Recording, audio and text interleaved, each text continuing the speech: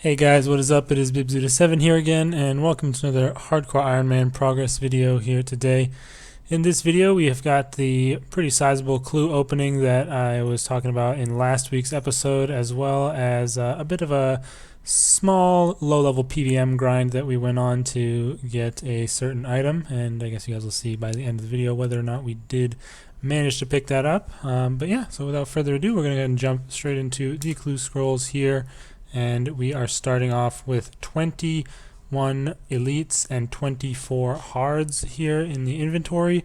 And mainly I was hoping to get masters from these. While there's obviously always good like random rare, super rare rewards we could get, the main thing I wanted was masters, because this was when I was dreaming of getting the elemental impetus to make the tier 82 staff. So here we go. We start off with the first hard clue, which is what we're going to be doing first, and that is 2 Ceradoman pages, so not too bad. And right away on the second clue scroll we open up, we managed to pick up a master clue, which is pretty nice. I was hoping in general to get maybe 6 or 7 masters from this entire opening of all these clues. The next one here, we decided not to reroll. I usually won't reroll if it has a nice new unique item or a fortunate component in it. So that's generally my philosophy, because you can always get a nice pile of absolute crap, such as is the case right here, that you definitely want to have a reroll available for. So unless I'm close to capping out on rerolls, then I won't be using them on things like that. And I don't reroll here because I got a costume skipping ticket, and those are actually very important for me to use for masters, because there's actually quite a few items that I don't have for master clue scrolls that I would need those for. The main one that comes to mind is the dark bow for the one on an uncharted island.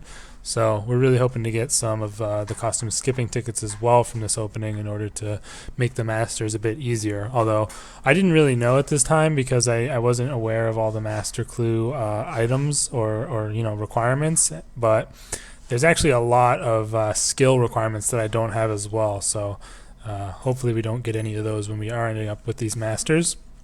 We had a couple of absolute garbage clues right there where we didn't have a reroll available, so that kind of sucks. And there's another garbage one, but thankfully we did have a reroll. However, it does reroll straight into some more garbage, so we are now left with 10 more clues with another trash one here. And so far we've only gotten 1 master clue. I'd say from an opening of about 24, 25 hards, I would hope to get 3 masters in general, and then 2 would be meh, and 4 would be pretty good. Any more than that would be great. So that's kind of my mindset going into this.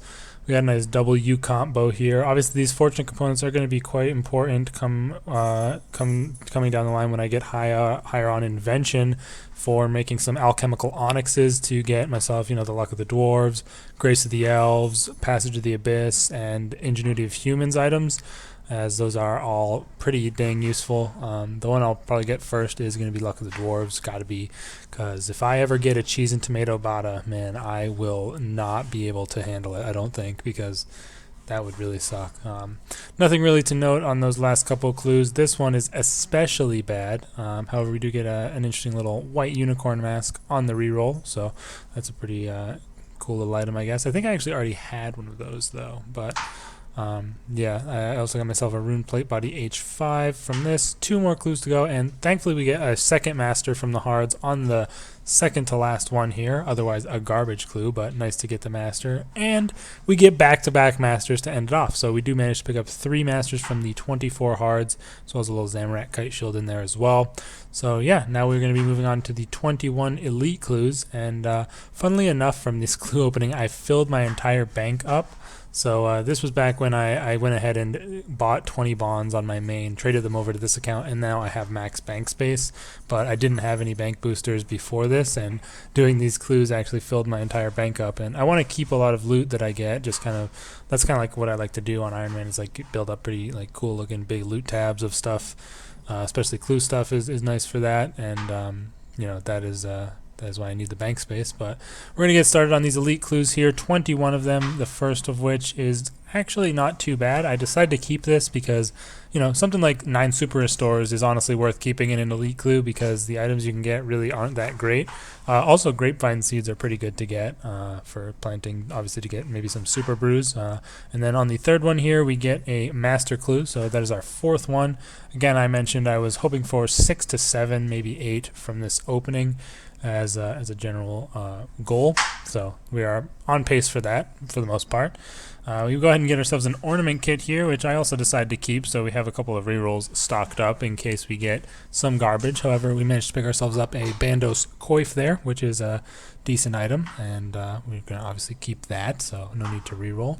This one is a pretty easy reroll because seeds aren't that useful nowadays with player-owned farm being available for farming training, and we do re-roll ourselves into a cat staff, which is a obviously a fortunate component and likely a new unique for myself, as well as some prayer potions. I mean, you can actually get a decent amount of prayer and super restore potions from these elite clues. They do tend to drop them quite a bit.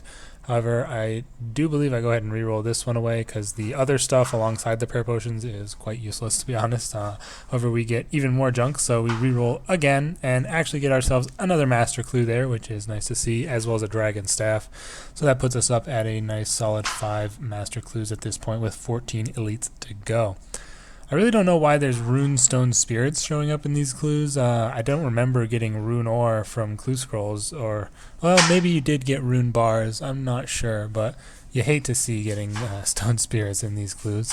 However, you love to see another master clue coming in there. We got our 6th one for that. Very nice to see. Right here we get another one of those ornament kits. So the second one, I think that one was for dragon plate legs, so pretty good one to pick up. Absolutely trash looking clue right there with 10 stone spirits. Totally ugly. Definitely want to reroll that one away. And we managed to pick up a Bandos full helm from the reroll, so not too bad. And we are now sitting on 10 elites left to go here in the opening, with the inventory filling up quite fast there. This one's pretty bad, but unfortunately we are out of rerolls currently, so we aren't able to use one. I probably should have kept that one because it had the super restores and I wasn't really close to capping on rerolls, but we reroll it into utter trash, although we do get a ornament kit, which I guess is okay. And this one looks pretty bad, but it's not too bad, honestly, because it's got the fortunate and the super restores in there. Definitely could be worse. And this one here, we open up, we get another master clue. I believe that is our 7th one here, so we are getting into the upper end of my hopes for this opening, so I'm pretty happy with that at this point. And the next one we re-roll into some Bandos chaps. So we're working on the full Bandos Blessed Dragonhide set at this point. Next up we pick up our 8th master clue, so we are in the really great territory at this point in my opinion, and also an Armadillo body, which would normally be good, but since I have the Shard of Zeros at this point, I don't really have to worry about having god items for any God Wars dungeon trips. We are currently sitting on 2 more left, and we actually reroll into a 9th master clue, so we got 9 of them now. Pretty lucky, I believe, especially from these elites. We've gotten decently lucky in terms of masters, so I'm pretty happy with it. And for the final opening, after we get a double Bandos and Ancient D'hide one, we get a triple Armadillo page to finish it off. So yeah, that was the clue opening that I was preparing. We managed to pick up 9 master clues, as you can see there, and we are not going to be having those in this video, maybe in the next video or some video in the future, because I'm pretty sure I wouldn't be able to do all 9 of them straight through. I'd have to do a bunch of training for different skill requirements I would probably get, and then I would need to get more costume skipping tickets or work on the actual skill requirement. But yeah, so my bank is full here, so I had to deal with that, but obviously I don't show that here, and that is going to be the end of this clip. And now we're going to be moving into some QBD, and if you guys remember, I did have some QBD in my Quest Cape video where I managed to pick up a Royal Bolt Stabilizer, and at this point I've decided to head back to the QBD to try and get myself the Royal Crossbow for a couple reasons. One, it's just a straight upgrade on my range setup, although not a very big upgrade. It's only 2 tiers up from 78 of the Sun Spear. The important thing about it is it can utilize the special effects of various bolts, mainly the Dragonbane bolts, which I want to use for like my Celestial Dragons Slayer task, and it would also make doing more QBD here easy. Or it would make it easier because, you know, I want to have that the option to kill QBD here. Unfortunately, we pick up a second bolt stabilizer, meaning the only item that we have is now a duplicate. So that's pretty unfortunate there. But you know, what are you gonna do? I guess there are you know, it happens on occasion. Get a bit unlucky. I like what they've done with more recent bosses, such as the Ambassador and like Telos and stuff, where you get the drops in order rather than, you know, being plagued by duplicates. Although I guess you could get duplicate dormants at Telos, but whatever. And then the next drop we get here is actually a Draconic Visage, which is quite a bit rarer than any of the other drops at this boss, aside from the Dragon Kite Shield. I think that's a little over 1 in 100 drop rate. But I wasn't too mad about it at this point because I was expecting to be able to make the Dragonbane two-handed sword once I got 2 Visages, although when I actually do make it, which will be probably next episode or so, I get a Visage from Celestial Dragons. It ends up, I realize that it doesn't actually even give you bonus accuracy against the dragons. It just gives you damage, which kind of sucks. I was expecting it to be like the bolts, but it is not. Thankfully here, the next drop we pick up is the Royal Sight, putting us at 2 out of 4 for the full crossbow, so pretty happy to get that. I was quite enjoying doing QBD, to be honest. I wasn't having any issues with killing it, really. It was pretty smooth sailing, didn't have any problems. I was using melee for the most part, although I do switch to Crystal Bow and Dragonbane arrows eventually. I do a quick little show here. I've got 27 KC, and I have 2 pieces with 3 total drops, as well as a Visage and a Dragonbone upgrade kit. So not too bad of a start to the QBD so far. I got a couple of the rarer drops in there, to be honest.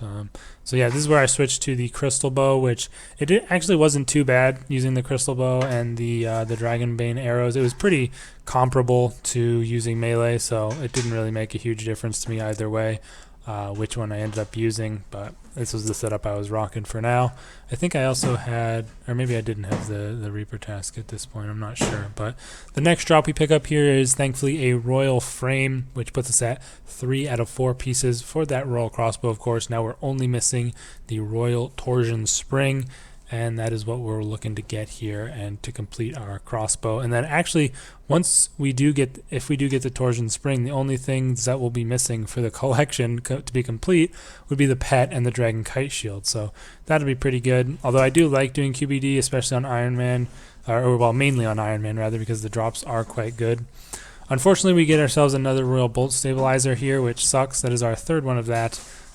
Just seems to be the one we're getting the most of at this point, but like I was saying, the drops are quite good here at the QBD. You get Lantidimes. 50 Lantidimes is probably the best drop. Also 5 Snapdragon Scenes is quite good. You can get, I think, 40 Raw Sharks or so is a decent one. 120 Magic Logs, all pretty good sealing supplies, especially at my levels. Would be really nice to see. Next drop we get here, oh yeah, 300 U-Logs, also a good drop. But unfortunately, we pick up another Royal Frame. That is our second one of that, of course. So now we are at a total of 6 crossbow pieces with only 3 of the ones that we need. I'm not sure really what the rate would be to, you know, how many bow pieces you would expect to need before you got the actual crossbow, but I feel like any more than 10 would be pretty damn unlucky.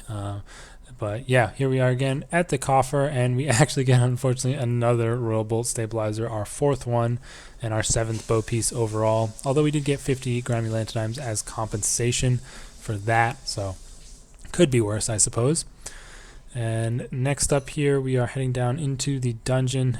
Again, no real issues with QBD. Didn't really have any scares. Haven't signed on this account at all yet. And we managed to pick up the Royal Torsion Spring alongside probably one of the worst drops in the Stone Spirits, but doesn't really matter to me because we finally managed to pick up our Royal Crossbow after picking up the final piece. So I was pretty happy with that. Obviously, again, it's not a huge upgrade, and doing QBD isn't the worst thing in the world, but still, it was nice to get that. And I was holding off on training more Slayer until I got that because I do have Celestial Dragons, and there wasn't a really good way for me to kill them without having it, the Royal Crossbow. So yeah, we get 63 KC in order to get that Royal Crossbow out of the way, and I was pretty happy with that. It seemed pretty decent. I don't know if that's lucky or average or whatever, but we now have all 4 pieces, and all we need to do is brandish it in front of the Queen Black Dragon's extremely hot flames, which I went ahead and did.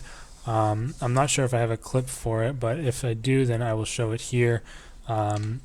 So yeah, we managed to pick that up and we brandished it. Didn't have any real issues with it. It's pretty simple. I mean, you just go do it. It's a little dangerous because the damage is pretty high, but you only have to be in there for like a second or two, so you can get out pretty quickly and just be eating the whole time. So you don't really have to worry about anything. But yeah, that is going to be the end of this episode of the Hardcore Iron Man Progress series, you guys. We did manage to pick up the full royal crossbow in this episode. Pretty happy with that, as well as that nice little clue opening at the beginning. In the next episode, we'll probably be taking that royal crossbow, doing some Slayer. Could possibly take it to Armadillo as well if I'm feeling like it.